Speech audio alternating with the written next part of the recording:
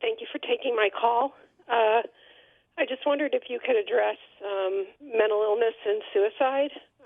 We lost our son 10 months ago, and he had a relationship with the Lord as a teenager. He was in his early 20s and had undetected mental illness. So I just wonder if you could address, are those people that have passed away and died this way with the Lord? Thank you.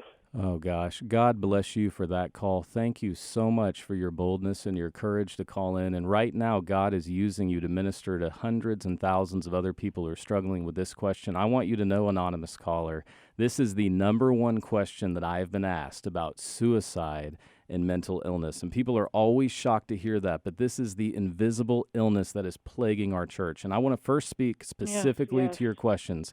Your son is with Jesus Christ. Nothing can separate us from the love of Jesus Christ. Romans 8 says that. 2 Corinthians 5:8, absent from the body, present with the Lord. And this is why it is so important we have right theology and we understand scriptural teachings.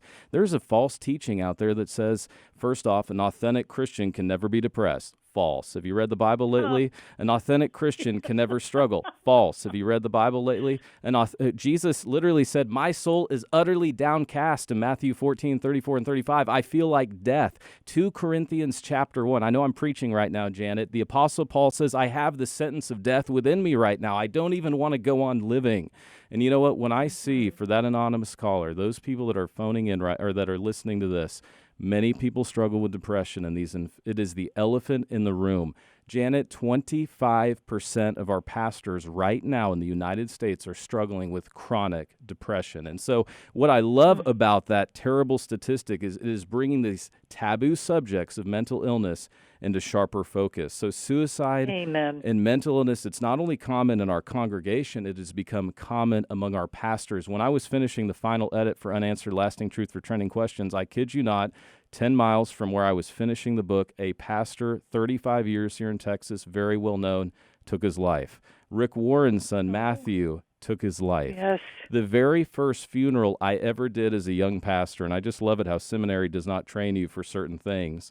The first funeral I ever did was a completed suicide of a lady named Kim. I won't share her last name in our church, and just to encourage our caller, she blew away all these stereotypes. She was there on Sunday morning. She was there on Sunday night. She was there for Wednesday night prayer meeting. She had just been voted Teacher of the Year in the large public schools in the public school district in Kansas City, in the Blue Valley School District.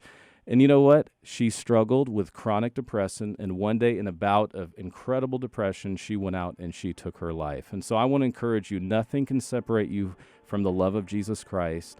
Your son is with the Lord right now. But you know what? There's some things that we need to understand as a church on how to speak to the mental illnesses and the invisible illnesses plaguing those in our congregations.